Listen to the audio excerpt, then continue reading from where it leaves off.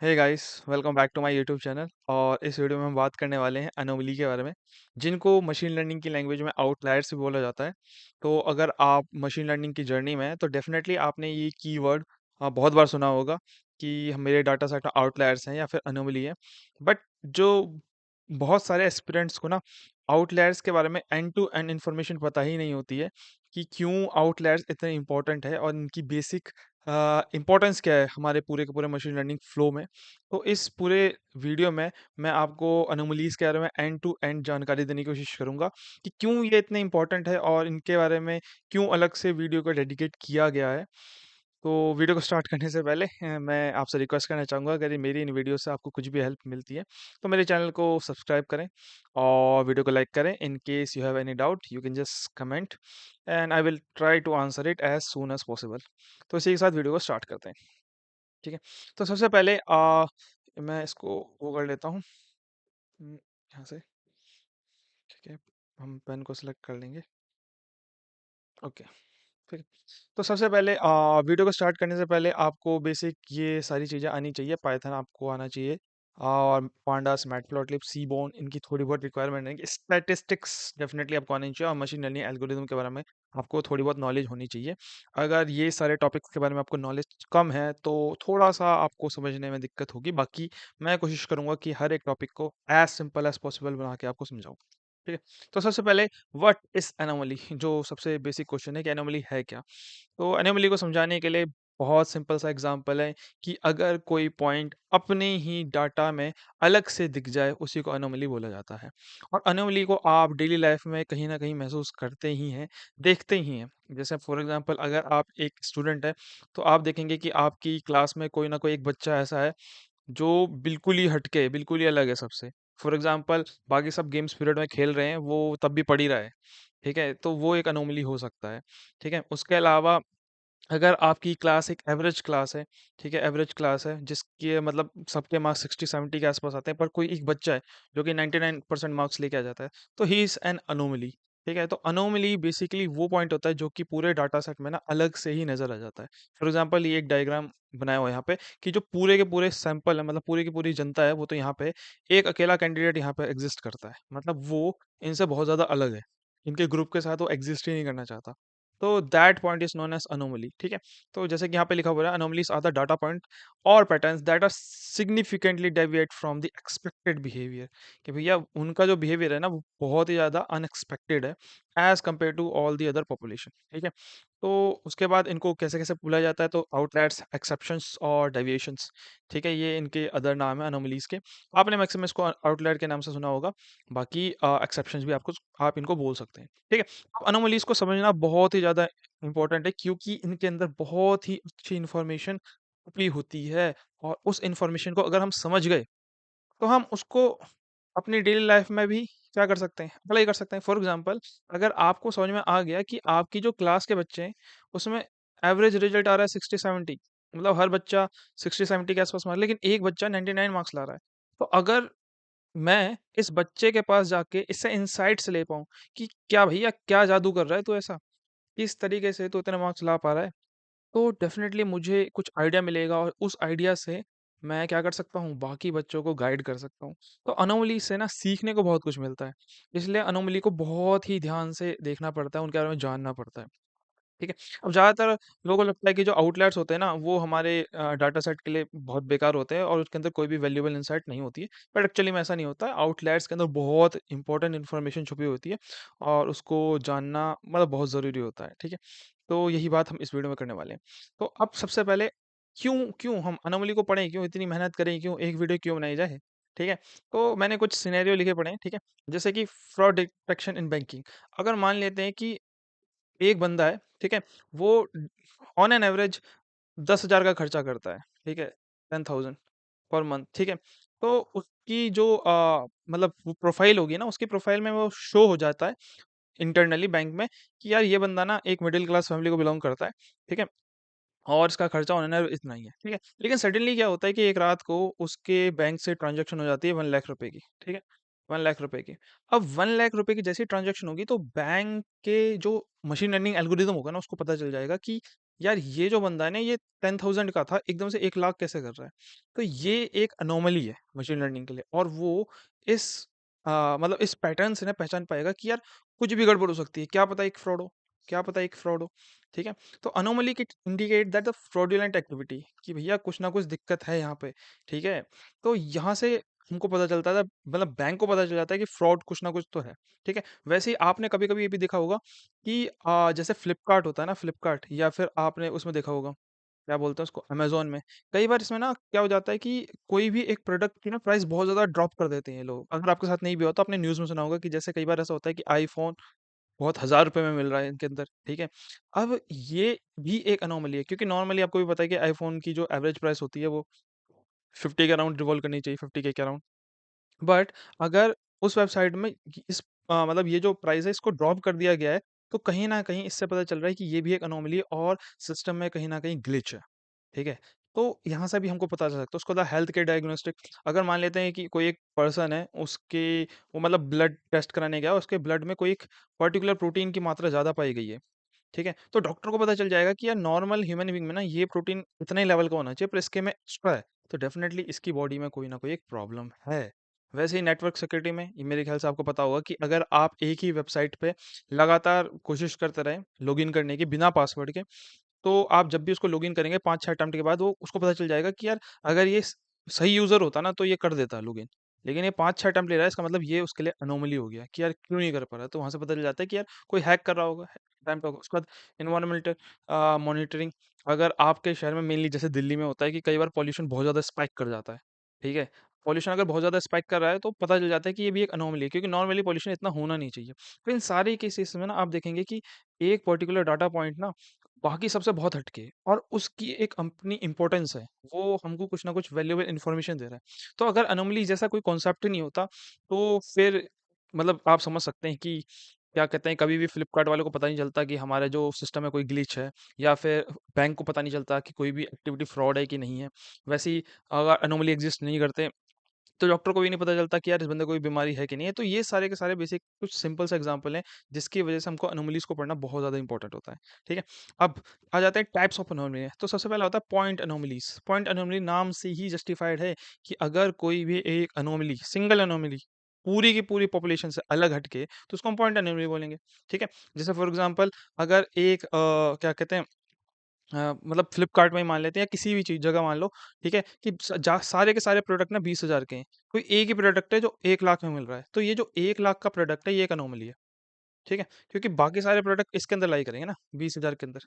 ठीक है? ये अलग से एग्ज़िस्ट करेगा। उसके अलावा अगर मान लेते हैं कि कहीं पे टेम्परेचर ना एकदम से 60 डिग्री हो गया। ठीक है? नॉर्मल टेम्परेचर कितना होना चाहिए? 20 से 45 तक, ठीक है, 20 से 45 तक, लेकिन एकदम से स्पाइक कर लिया तो फिर से यहाँ पे एग्ज़िस्ट करना चाहिए, लेकिन वो यहाँ एग्ज़िस्ट कर रहा है। उसके अलावा ये भी आप देख सकते हैं कि अगर कोई ट्रांज़ैक्शन है, वो हमेशा जनरली कितना होता है, 50,000 की होता है, लेकिन एकदम से कोई 10 लाख की ट्रांज़ैक्शन कर जाए, तो भी एक अनोमली है। ठीक है? वो कहीं न कहीं कंसर्न रेज़ करता है कि कुछ ना कुछ तो गड़बड़ है। ठीक है?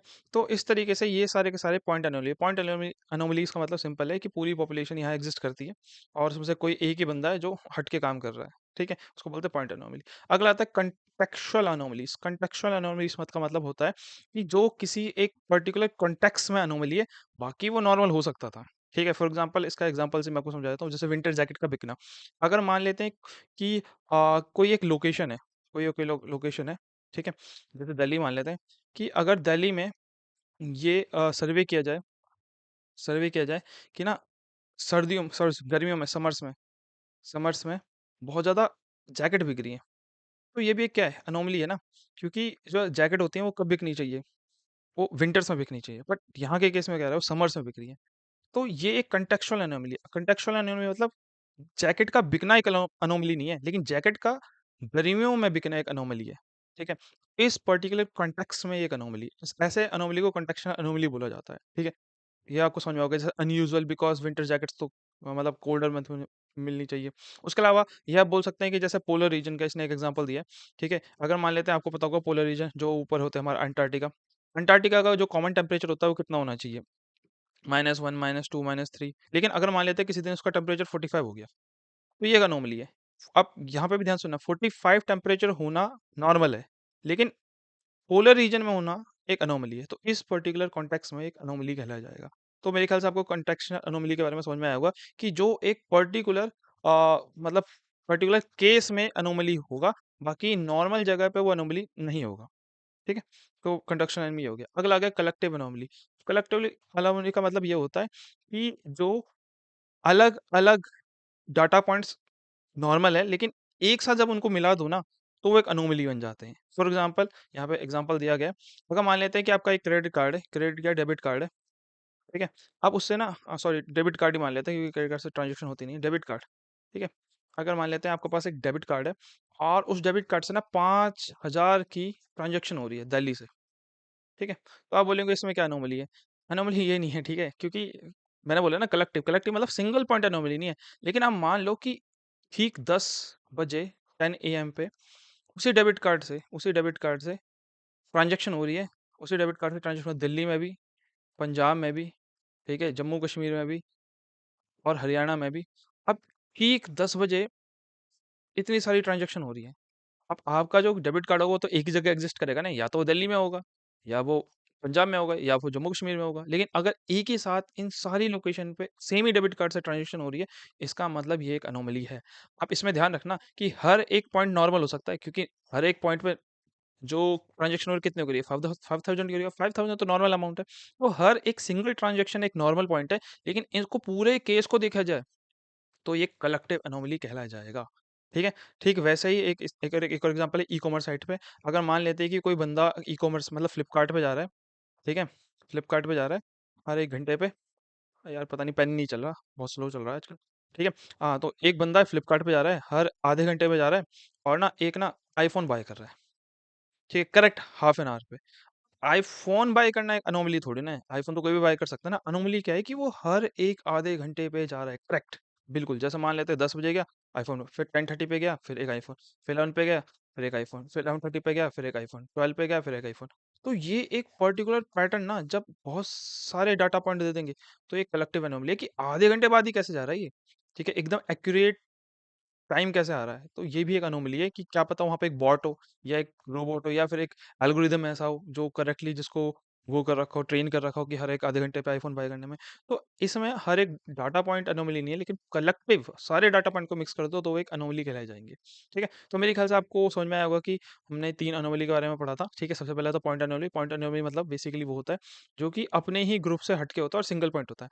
और उसके बाद हमने पढ़ा था कॉन्टेक्सुअल अनोमली के बारे में। कॉन्टेक्सुअल अनोमली वो होता है जो नॉर्मल केसेस में नॉर्मल हो सकता था, लेकिन पर्टिकुलर इसी केस में एक अनोमली कहलाया जाएगा वो, ठीक है? और कलेक्टिव अनोमली मतलब जो सिंगल पॉइंट अनोमली नहीं होती, लेकिन सबको मिला दिया जाए, तो वो एक अनोमली कहलाया जाता है, ठीक है? हो जाता है हाउ टू सी अनोमलीज़। तो मेरे ख्याल से अगर आप मशीन लर्निंग में मतलब पढ़ते हैं, तो आपको पता होगा अनोमली को कैसे देख सकते हैं। अगर आप एक लाइन चार्ट बनाएँ, सारे डाटा पॉइंट आपके यहाँ आ रहे हैं, एक बंदा यहाँ पे आ रहा है, तो ये अनोमली है, ठीक है? इस पर्टिकुलर पैटर्न को वो क्या कर रहा है, फॉलो नहीं कर रहा, ठीक है? उसके अलावा अगर आप स्कैटर प्लॉट बनाएँ, तो सारे पॉइंट यहाँ एग्ज़िस्ट करते हैं। ये अकेला पॉइंट है बिल्कुल अलग ही एग्ज़िस्ट कर रहा है, तो ये एक अनोमली है। उसके अलावा बॉक्स प्लॉट में भी आपने देखा होगा कि यहाँ पे लोअर बाउंड और अपर बाउंड के बाद अगर कोई पॉइंट्स मिले तो उनको भी हम अनोमली बोलते हैं। ठीक है? इन सारे मतलब चार्ट्स के बारे में हम नेक्स्ट कुछ वीडियोस में डिस्कस करने वाले हैं, जिसमें मैं आपको हर एक चार्ट के बारे में बताऊँगा कि कैसे हम उसमें अनोमली को देख सकते हैं। तो उसके लिए आप मेरी फ्यूचर वीडियोस को प्रेफ़र कर देना। फिलहाल बस मैं आपको एक आइडिया दे रहा हूँ। उसके अलावा आपने टाइम सीरीज़ एनालिसिस में आपको देखा होगा कि अगर आप एक पैटर्न को फ़ॉलो कर रहे हैं और एकदम से जंप आ जाए तो वो एक अनोमली है, यहाँ पे आप देख सकते हैं। तो ये सारे के सारे क्या है, एक अनोमली है, मतलब एकदम से अपने पैटर्न से हट के हैं। ठीक है? इस तरीके से। अब आपको मैंने आपको दिखाने रियल वर्ल्ड ओके। इसको हम कर देते हैं कीप और उसके बाद हम जाते हैं जुपिटर में। ठीक है, जैसे आपको मैं दिखाता हूँ। तो बेसिकली मैंने अनोमली को मतलब विजुलाइज करने के लिए एक डाटा सेट लिया है। ठीक है, इसको हम लोड करते जाएंगे। तो मैंने एक बेसिकली अमेजोन का एक डाटा सेट लिया हुआ है। ठीक है, तो अमेजोन के डाटा सेट में आप देख सकते हैं कि इसके अंदर क्या है, मतलब बेसिकली प्रोडक्ट का नेम है, कैटेगरी है, डिस्काउंटेड प्राइस है, एक्चुअल प्राइस है, फिर ये सारी चीज़ें इसमें दे रखी है। ठीक है, उसके अलावा जब मैंने इसका डाटा टाइप चेक किया तो आप देख सकते हैं कि ये सबका डाटा टाइप ऑब्जेक्ट है। अब ऑब्जेक्ट नहीं होना चाहिए, क्या होना चाहिए, इंटीजर होना चाहिए। तो इंटीजर होने के लिए हमको क्या कर दिया, हमने चेंज कर दिया है जिसको जो बनाना है। उसके बाद आप देखेंगे तो आप देखो आपके जो यहाँ पे ये डिस्काउंटेड प्राइस इस टर्म में था स्ट्रिंग के फॉर्मेट में, ये कॉमा वॉमा ये सब मैंने हटा दिया यहाँ से। ठीक है, उसके बाद इनके हमने टाइप को देखा तो अब देखो ये फ्लोट में हो गया, डिस्काउंटेड प्राइस ये भी फ्लोट में हो गया, इंट में हो गया। उसके बाद मैंने क्या किया, इसका 3 प्लॉट बनाए बेसिकली एनोमली डिटेक्ट करने के लिए। अब वो 3 प्लॉट कौन से हैं वो यहाँ पे आने वाले हैं। ठीक है, इसको लोड किया तो maybe it will take some time. और बाकी मैंने, हाँ, ये रहा। ठीक है। तो अब आप, आपको अगर प्लॉट्स की नॉलेज होगी तो आपको पता चल रहा होगा कि जैसे अगर आप ये हिस्टोग्राम को देखो, या इसको केडी प्लॉट भी बोलते हैं, तो इसमें क्या है कि जो मैक्सिमम यूजर है ना, उनकी ट्रांजेक्शन अमाउंट यहीं पे है, बहुत कम है। लेकिन जो बहुत कम यूजर्स है ना, बहुत कम यूजर्स, ये ये जो बेसिकली बार की जो लेंथ होती है ना, प्रोबेबिलिटी बताती है आपको।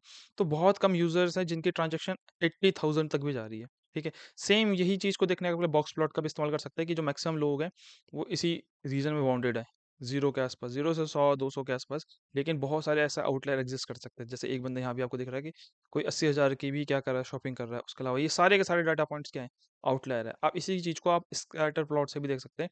यहाँ पे मैक्सिमम जो पॉइंट्स हैं वो जीरो के आसपास लाई कर रहे हैं, 0 100। ठीक है, आपको मैं इसको डाटा सेट में भी दिखा देता हूँ कि आप अगर देखें डिस्काउंटेड प्राइस किसके पास है, 300, 199। ठीक है, इसके मतलब इसी के अराउंड लाई कर रहा है। अगर आपको थोड़ा सा और बढ़ा देते हैं, 10 कर देते हैं इसको। ठीक है। हाँ, अब आपको दिखेगा, देखो डिस्काउंटेड प्राइस 300, 199, 154, 149, 176 टू। तो मैक्सिमम जो डिस्काउंटेड प्राइस है वो मतलब 400, 300, 200 के आसपास रह कर है। तो वो सारे डाटा पॉइंट्स यहाँ पे हैं। लेकिन कुछ पॉइंट्स ऐसे हैं जो कि ऊपर तक जा रहे हैं, मतलब कुछ ट्रांजेक्शन ऐसे हैं जो 10,000 के भी हैं, 20,000 के भी हैं, 30,000 के भी हैं, 40,000 के भी हैं, 70,000 की भी हैं। ठीक है, एक 80,000 की भी है। तो ये सारे के सारे पॉइंट्स क्या हमारे आउटलायर्स हैं। अब इनको हम हटा भी नहीं सकते, मतलब बेसिकली एल्गोरिदम बनाते टाइम तो हटाना ही पड़ता है। लेकिन आपको इनके बारे में स्टडी करनी पड़ती है कि कोई भी पर्टिकुलर पॉइंट अगर 80,000 पे एग्जिस्ट कर रहा है तो उसके पीछे वजह क्या है। क्या एक वो हाई वैल्यू कस्टमर है हमारा, क्या उसके पास बहुत पैसा है उसके पास खर्चा करने के लिए। ठीक है, मजे मजे में खूब खर्च कर रहा है वो। तो बहुत सारी इंसाइट्स हमको देखने को मिलती है। तो ईच एक, मतलब हर एक पॉइंट को ना हमको बहुत ही बारीकी से एनालाइज करना पड़ता है कि क्यों ये जो पर्टिकुलर आउटलायर्स हैं एग्जिस्ट कर रहे हैं, इनके पीछे इंपॉर्टेंस क्या है। ठीक है। आप इनमें से आप कोई भी एक प्लॉट बना सकते हैं। मैंने तीनों प्लॉट बना के दिखाए हैं। आप सेम ही चीज़ आप अगर फॉलो करोगे एक्चुअल प्राइस के लिए भी, तो बहुत सारे जो क्या कहते हैं एक्चुअल प्राइस है वो कम है, लेकिन बहुत कम फ्रीक्वेंसी है जिसकी प्राइस मतलब 14,000। ये मतलब बेसिकली आप फिर से वही आउटलेट्स यहाँ भी देख सकते हैं, यहाँ भी देख सकते हैं। और इसमें आपको देखेंगे तो इसमें आपको आउटलेट्स थोड़े कम देखने को मिल रहे हैं कि जो डिस्काउंटेड परसेंटेज है वो देखो, वो मतलब एक तरह से नॉर्मल डिस्ट्रीब्यूशन को फॉलो कर रही है। और आपको यहाँ भी देखो आउटलेट्स नहीं दिख रहे हैं। ठीक है, क्योंकि इसमें क्या है कि जो परसेंटेज है डिस्काउंटेज की, डिस्काउंट की, वो मतलब वेरी कर रही है। इतना ज़्यादा वेरी नहीं कर रही कि उसको आउटलायर डिटेक्ट कर दो। मतलब डिस्काउंट कभी 80 भी हो सकता है, जैसे फ्लिपकार्ट में बिग बिलियन सेल में कभी 80 हो जाती है, कभी डिस्काउंट 60 भी हो सकता है, 40 पे कभी 0 भी हो सकता है। तो यहाँ पे भी आपको कोई आउटलेट दिखेगा नहीं। इसमें भी आपको आउटलेट्स थोड़े कम दिख रहे हैं। ठीक है, कम दिख रहे हैं। पर इसमें आउटलेट्स आपको ज़्यादा दिख रहे हैं। ठीक है, फिर से देखो बहुत सारे आउटलेट्स एग्जिस्ट कर रहे हैं। और यहाँ पे भी ज़्यादातर जो चीज़ें हैं वो यहाँ पे रेटिंग, मतलब ज़्यादातर रेटिंग यहाँ पे एग्जिस्ट कर रही है, लेकिन कुछ रेटिंग है जो बहुत ऊपर जा रही है। ठीक है, अब इसमें भी लॉजिक लगाना होता है कि इस पर्टिकुलर प्रोडक्ट को इतनी ज़्यादा रेटिंग क्यों मिल रही है। ठीक है, इसके पीछे हमको देखना पड़ता है कि क्या डाटा को फीड करने में कोई गड़बड़ हो गई, या फिर एक्चुअली में जो प्रोडक्ट है इतना अच्छा है, या बहुत सारे लोग इसको बाय कर रहे हैं कि इसकी वजह से इसकी रेटिंग बहुत ज़्यादा आ रही है। ठीक है, कुछ प्रोडक्ट्स के लिए रेटिंग बहुत ही ज़्यादा हाई हाई है। ठीक है, तो इन सब को हमको बहुत ही ज़्यादा डिटेल में एनालाइज करना पड़ता है। उसी के बाद हम कंप्लीट इन्फॉर्मेशन गैदर कर पाते हैं अपने डाटा के बारे में। ठीक है, तो मेरे ख्याल से मैं आपको समझा पाया हूँ कि अनोमलीज को हम किस तरीके से प्लॉट्स के अंदर देख सकते हैं। ठीक है, इसको हम चलते हैं नेक्स्ट पार्ट में। यहाँ से।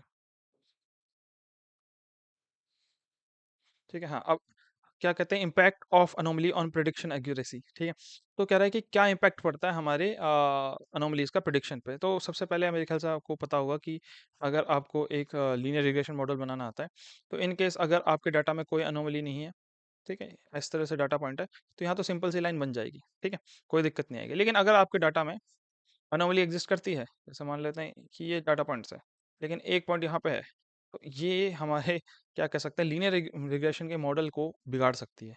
ठीक है, अब कैसे बिगाड़ सकती है, अगर आप थोड़ा इन डेप्थ समझेंगे तो आपको पता होगा कि जो लीनियर रिग्रेशन मॉडल है वो मीन स्क्वायर एरर को रिड्यूस करने की कोशिश करता है। तो वो बेसिकली इस एरर को रिड्यूस करने की कोशिश करता है।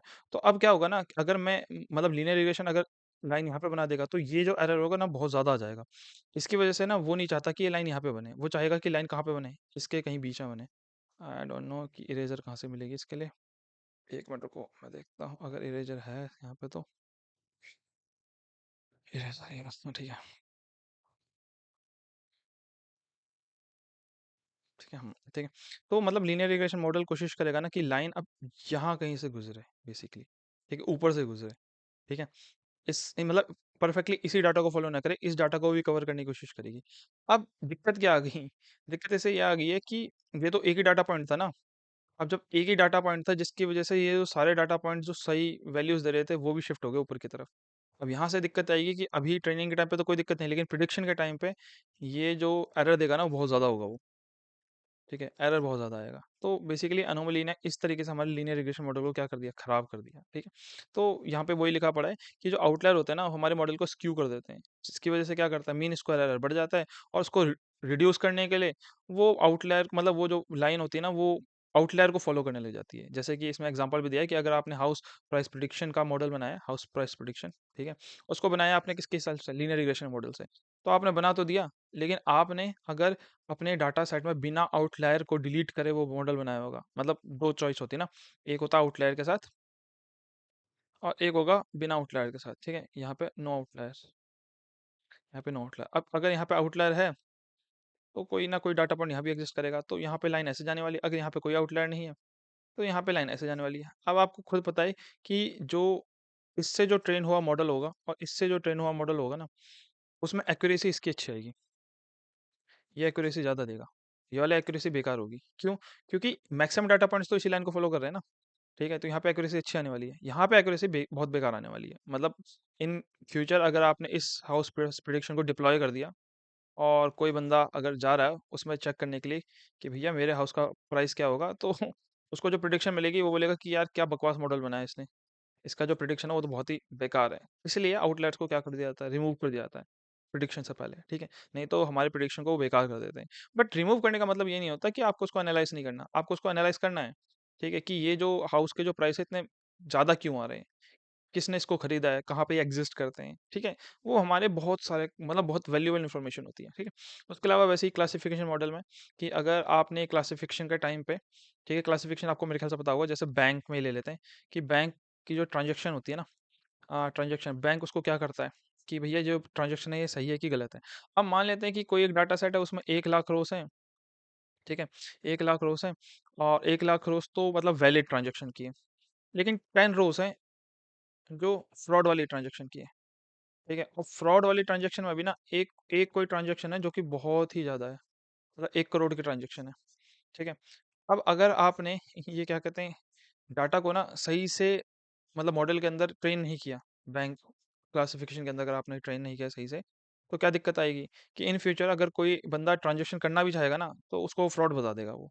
ठीक है, वो बोलेगा कि भैया 1 करोड़ की ट्रांजेक्शन तो फ्रॉड के अंदर काउंट हो रही थी, तो वो इस ट्रांजेक्शन को भी फ्रॉड बता देगा। ठीक है, तो उसके अंदर भी आपको अनोमली को ध्यान से देखना पड़ता है कि यार ये जो पर्टिकुलर ट्रांजेक्शन है क्या ये फ्रॉड के अंदर एक्चुअली एग्जिस्ट करेगी कि नहीं करेगी। मॉडल को ट्रेन करते वक्त आपको बहुत सारे पैरामीटर्स का ध्यान रखना पड़ता है। उसके अलावा ये जो मतलब एनोमलीज होते हैं हमारे क्लस्टरिंग एल्गोरिदम को भी वो करती है, अफेक्ट करती है। किस तरह अफेक्ट करती है, तो उसके लिए पहले मेरे को ना यहाँ पे एक इरेजर ले लेता हूँ, रुको। अरे, या फिर मैं एक नई, एक मिनट, वही बना लेते हैं। ठीक है, हम्म, हम्म, यहाँ से फॉर्म करेक्ट, ओके। ठीक है, ठीक है, हाँ, मैं क्या बोला था कि क्लस्टरिंग, हाँ क्लस्टरिंग एल्गोरिदम में। ठीक है, अब मान लेते हैं कि ना क्लस्टरिंग एल्गोरिदम, मान लेते हैं कि हम एक क्लस्टरिंग एल्गोरिदम बना रहे हैं, किसके लिए, कस्टमर्स के लिए।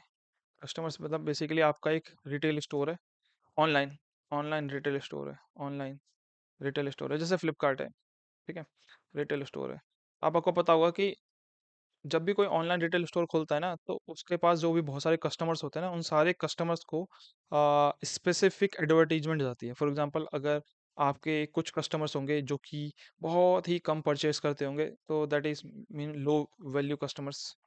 ठीक है, उसके बाद कुछ कस्टमर होंगे जो कि इन मतलब मीडियम परचेस करते होंगे, तो मतलब मीडियम वैल्यू मान लेते हैं इसको हम। और कुछ कस्टमर हैं जो कि बहुत ही कॉस्टली चीज़ें परचेस करते हैं, कॉस्टली चीज़ें मतलब जैसे आईफोन वगैरह, आईपैड वगैरह। आई डोंट नो, मेरे के मुंह से आईफोन ही क्यों निकल रहा है। तो ये क्या हो गया, हाई वैल्यू कस्टमर्स। ठीक है, तो वैसे ही आपके रिटेल में भी ना इन तीनों ही तरीके के कस्टमर्स एग्जिस्ट करते हैं। अब इन तीनों ही कस्टमर्स को आप अलग अलग एडवर्टीजमेंट दिखाने वाले हैं। ठीक है, बहुत सिंपल सी बात है। आप आईफोन की एड लो वैल्यू कस्टमर को नहीं दिखाने वाले, क्योंकि आपको पता है वो परचेस करेगा नहीं। तो इन द एंड वो आपका जो पैसा होगा एडवर्टीजमेंट वो वेस्ट जाएगा। ठीक है, आप चाहेंगे कि आईफोन की ऐड इन्हीं को दिखे और इनको दिख जाए कोई मतलब उसकी रियलमी की, और इनको दिख जाए कोई चाइना फ़ोन वाली। ठीक है, तो क्या कहते हैं कि एडवर्टीजमेंट भी ना स्पेसिफिक कस्टमर्स के बेसिस पे दी जाती है, और उस कस्टमर को बांटने को ही कस्टमर सेगमेंटेशन बोलते हैं। ठीक है, तो ये ऑनलाइन रिटेल में ना जब आप इन कस्टमर्स को सेगमेंट करोगे, मतलब अलग अलग पार्ट में बांटोगे, तो उसको बोलते हैं क्लस्टरिंग करना। क्या करना? क्लस्टरिंग करना। तो आपने मान लेते 3 क्लस्टर बना दिए, एक आगे लो वैल्यू कस्टमर्स, एक आगे मीडियम वैल्यू कस्टमर, एक आगे हाई वैल्यू कस्टमर्स। ठीक है, समझ में आ गया? लेकिन अब इसमें भी अनोमली आ सकता है। कैसा आ सकता है अनोमली? मान लेते हैं कि कोई एक ना लो वैल्यू वाला कस्टमर है, लेकिन उसने ना बहुत ज़्यादा हाई ट्रांज़ैक्शन कर दिया। हाई ट्रांज़ैक्शन मतलब उसने आईफ़ोन वगैरह एक साथ परचेज़ कर लिया। कहाँ से? लोन वगैरह लेके। अगर उसने ले लिया है लोन वगैरह लेके, तो एक्चुअल में वो लो वैल्यू कस्टमर है, ठीक है? लेकिन क्योंकि उसके जो डाटा है ना, उसके डाटा में दिखेगा कि भैया इसने ये बहुत महँगा-महँगा परचेज़ किया है, तो उसको आपकी जो मतलब आप भी गलती से मशीन लर्निंग एल्गोरिदम में उसको कहाँ कर देगी शिफ्ट? हाई वैल्यू कस्टमर में। ठीक है? किसमें शिफ्ट कर देगी? हाई वैल्यू कस्टमर में। अब हाई वैल्यू कस्टमर के अंदर ये कैसे बिहेव करेगा? एक अनोमली की तरह से। कैसे बिहेव करेगा? अनोमली की तरह से। क्यों? क्योंकि एक्चुअल में वो एक हाई वैल्यू कस्टमर नहीं है, उसने बस एक बार सिंगल टाइम उसने ट्रांज़ैक्शन इतनी ज़्यादा दिखा दी लोन वगैरह लेके। अब इन फ्यूचर आप उसको भी वही एडवर्टाइज़मेंट दोगे, और उस एडवर्टाइज़मेंट का कोई फ़ायदा नहीं, क्योंकि वो परचेज़ करने वाला है नहीं। तो इस तरीके से भी अनोमली हमारी क्लस्टरिंग एल्गोरिदम को क्या कर देती है? बिगाड़ देती है। ठीक है? उसका टाइम सीरीज़ है, तो ये आप खुद पढ़ लेना, मैं अभी इसमें बहुत ज़्यादा टाइम लग जाए। ठीक है? अब आ जाते हैं क्या कहते हैं impact of anomaly on business decisions. तो सबसे पहले फाइनेंशियल इम्पैक्ट मैंने आपको समझा ही दिया है कि अगर आपकी अनोमलीज़ है डाटा में, तो उसकी वजह से आपने जो मॉडल ट्रेन किया है वो उस मॉडल ट्रेन की वजह से जो भी आप डिसीजंस लोगे वो डिसीजंस सही नहीं होने वाले, तो पैसा वेस्ट होगा। ठीक है, सिंपल सी बात है। जैसे कि लास्ट ही मैंने आपको एग्जांपल दिया कि अगर आपने क्लस्टरिंग के टाइम पे जो कस्टमर्स है उनको सही से सेगमेंट नहीं किया, तो आप जिसको एडवर्टीजमेंट दिखा रहे हो एडवर्टीजमेंट का पैसा बर्बाद हो रहा है। ठीक है, तो क्लस्टरिंग बहुत ध्यान से करनी पड़ती है, और ध्यान से करने के लिए आपको उसमें से अनोमलीज को ध्यान से देखना पड़ेगा। ठीक है? उसके बाद कस्टमर का एक्सपीरियंस भी बिगड़ जाता है। जैसे कि आपको मैंने बताया हाउस प्राइस प्रिडिक्शन में, अगर आपने हाउस प्राइस प्रिडिक्शन बनाया है, लेकिन उस हाउस प्राइस प्रिडिक्शन को में आपने आउटलायर्स को डिलीट नहीं किया। अब आउटलायर्स को डिलीट नहीं किया, तो इससे जो प्रिडिक्शन आ रही है, वो बेकार है। प्रिडिक्शन बेकार है, तो कोई बंदा आपकी वेबसाइट पे क्यों आना चाहेगा? ठीक है? अपने हाउस के प्राइस को प्रिडिक्ट करने के लिए। उसको पता है कि आपकी वेबसाइट बकवास है। ठीक है? तो कस्टमर एक्सपीरियंस भी बहुत ज़्यादा बेकार होता है, रिटेंशन तो वैसे ही नहीं होती। सप्लाई चेन इन्वेंटरी भी बहुत बेकार होती है। जैसे फॉर एग्ज़ाम्पल मान लेते हैं कि आपने कभी-कभी देखा होगा कि किसी एक पर्टिकुलर एरिया में मान लेते हैं कोई एक प्रोडक्ट को ना बहुत ज़्यादा खरीदा जा रहा है। ठीक है? बहुत ज़्यादा ख खरीदा जा रहा है। किसी एक ट्रेंड की वजह से, मतलब कोई एक इंस्टाग्राम की रील वायरल हो गई, उस रील के अंदर वो प्रोडक्ट सबने देख लिया और एकदम से खरीद लिया। अब अगर आपने उसको सही से डिटेक्ट नहीं किया कि यार ये तो एक अनोमली है, केवल अभी-अभी चल रही है, मे बी बाद में ना हो, और आपने उसकी वजह से ना आप मतलब स्टॉक में बहुत सारा बल्क ऑर्डर कर दिया। ठीक है? मान लेते हैं कि एक परफ्यूम है, ठीक है? वो परफ्यूम बहुत ज़्यादा बिक रहा है करंटली एक रील की वजह से। तो आपने सोचा कि यार परफ्यूम क्योंकि बहुत ज़्यादा बिक रहा है, तो मैं ना इसके बहुत सारे स्टॉक्स अपने पास रख लेता हूँ। ठीक है? स्टॉक मतलब बेसिकली गोदाम में वाला स्टॉक परफ्यूम का। लेकिन 1 हफ्ते बाद कोई इसको परचेज़ नहीं कर रहा, तो अब ये जो स्टॉक है आपका बर्बाद हो गया। ठीक है? तो बेसिकली एक अनोमली था ये। अनोमली क्यों था? क्योंकि एक रील की वजह से बस जस्ट ट्रेंड हुआ था, उसके बाद ट्रेंड से हटने वाला है। तो आपने इसको भी ढंग से रीड नहीं किया, तो इसकी वजह से भी भैया आपके बिज़नेस में लॉस हो सकता है। उसके बाद फ्रॉडुलेंट तो मैंने आपको बता ही दिया है कि आप बैंक को ढंग से डिटेक्ट करना पड़ेगा, अगर ढंग से डिटेक्ट नहीं करेगा तो यहाँ पे भी लॉस हो ही सकता है। ठीक है? तो इस तरीके से हाँ, अनोमलीज़ को सही से आप अगर नहीं पढ़ेंगे, उसके बारे में हम सही से नहीं जानेंगे, तो आपके बिज़नेस डिसीज़न में लॉस हो सकता है, फाइनेंशियल लॉस हो सकता है, और भी बहुत सारी चीज़ें हो सकती हैं। इनको आप पढ़ लेना, मैं आपको पीपीटी शेयर कर दूँगा, ठीक है? और उसके बाद समरी में यही है बेसिकली, ठीक है? कि अनोमलीज़ वो डाटा पॉइंट्स होते हैं जो कि आपके मतलब एल्गोरिदम सॉरी पर्टिकुलर पैटर्न को फॉलो नहीं करते, वो आपके पैटर्न से बहुत ही ज़्यादा यूनिक होते हैं, ठीक है? उसकी वजह से क्या होता है कि जो भी आपके मॉडल्स होते हैं, वो आपको जो प्रेडिक्शन देते हैं वो सही नहीं होती, वो स्क्यूड प्रेडिक्शन होती है, और उस बेसिस पे जो आपको इनसाइट्स भी मिलती हैं वो भी गलत होती हैं। ठीक है, जो इनसाइट्स होंगी वो गलत होंगी, एक्चुअल में वैसा होगा ही नहीं जैसा आपको दिख रहा है। ठीक है, और अगर जैसा आपको दिख रहा है वो ही गलत है, तो आप जो डिसीजन लेंगे उसकी वजह से क्या होगा? लॉस ऑफ रेवेन्यू होने वाला है। ठीक है, तो इस पूरे ही वीडियो का जो पर्पस था वो था अनोमली के बारे में समझाना। तो मेरे ख्याल से मैं आपको अनोमली के बारे में समझा पाया हूँ कि क्यों अनोमलीज को स्टडी करना क्यों इंपॉर्टेंट है, उसको डाटा में एफिशिएंटली किस तरीके से हैंडल करना चाहिए, उसको रखना चाहिए, नहीं रखना चाहिए, आपके ऊपर है, ठीक है? पर उनके बारे में स्टडी करना बहुत इंपॉर्टेंट है कि कोई एक कस्टमर अगर बहुत ज़्यादा परचेज़ कर रहा है, तो क्यों कर रहा है? कोई एक ट्रांज़ैक्शन फ्रॉड है, तो क्यों है या क्यों नहीं है? उससे आपकी जो क्रेडिबिलिटी होती है, वो बहुत ज़्यादा बढ़ती है और आप अपने मॉडल को बहुत प्रॉपर्ली एक्सप्लेन कर पाते हैं, ठीक है? तो इस तरीके से इस वीडियो को हम एंड करेंगे और अपनी मैं कुछ नेक्स्ट वीडियोज़ में अनोमलीज़ को डिटेक्ट करने के बारे में अलग-अलग मेथड बताने वाला हूँ और वीडियो को देखने के लिए थैंक यू। चैनल को सब्सक्राइब करें, वीडियो को लाइक करें और इन केस कोई डाउट आए तो मेरे को डेफ़िनेटली कमेंट में बताएँ। इसके साथ बाय-बाय, जय हिंद।